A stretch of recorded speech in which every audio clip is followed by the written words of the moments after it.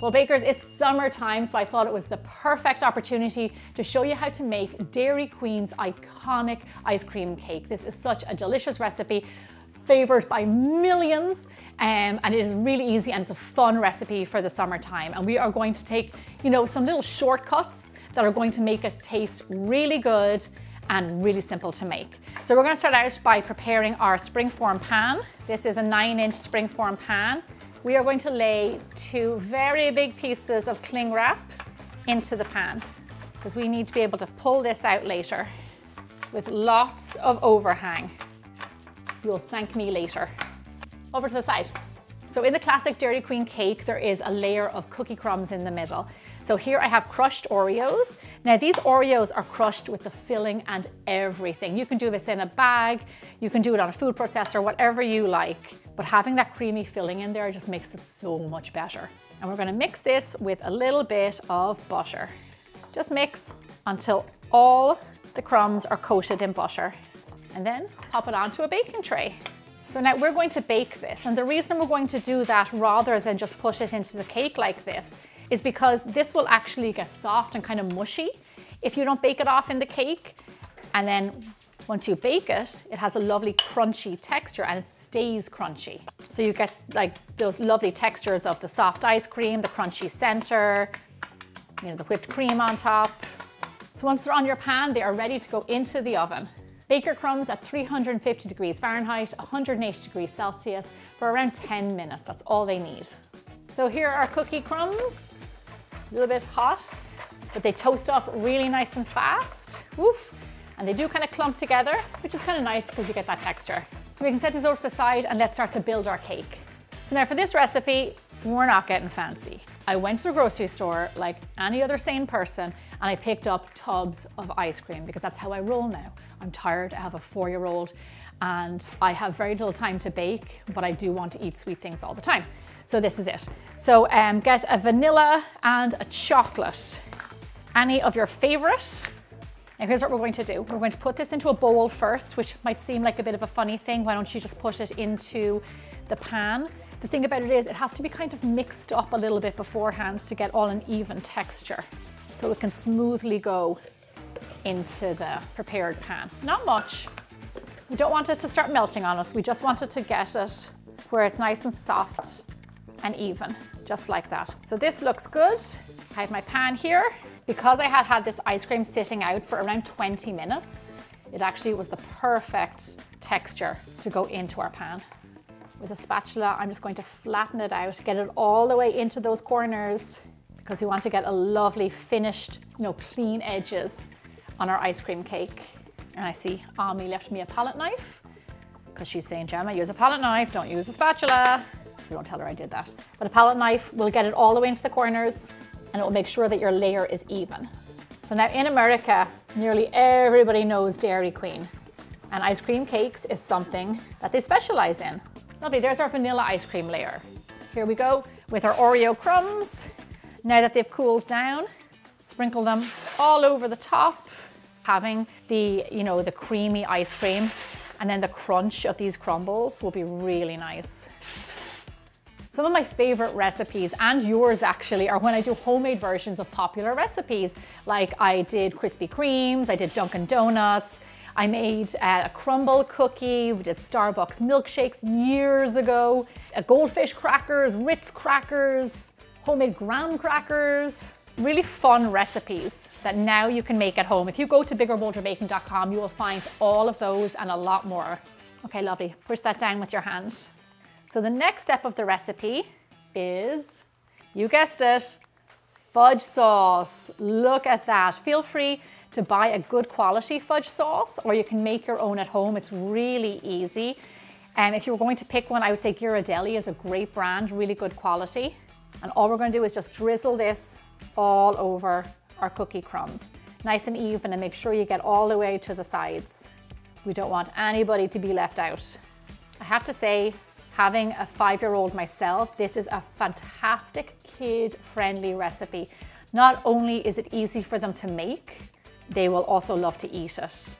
Okay, so now we're gonna pop this into the freezer. We're gonna put it in there for 60 minutes before we build the next layer on top. So here we are. We're going to do our next layer, just like before. My chocolate is nice and soft. I just like to give it a mix in the bowl first, just so I can get an even texture all over, and it will also make it easy for me to spread. Lovely. I will tell you, when you're buying chocolate ice cream, look for chocolate ice cream with no chocolate chips, because that makes life a little bit harder. So just give it a bit of a mush around, break down any big lumps. Doesn't take long. We had ours sitting out for around 15 minutes. So this looks good to me now to go on top of our cake. And in it goes. Obviously, when you're doing this recipe, you move swiftly. Make sure you move the chocolate ice cream all around, pushing it into that layer that is below, because we want them to adhere to each other. We don't want it to be any gaps between the layers. Do my one little last spread, and then I'm going to get it back into the freezer. Beautiful. Now here's my last tip. Bang it on the countertop and make all those layers settle in together. And like I said, so that there's no gaps, no air bubbles. Lovely. Now here's what we're going to do. We don't want to get any freezer burn on our ice cream.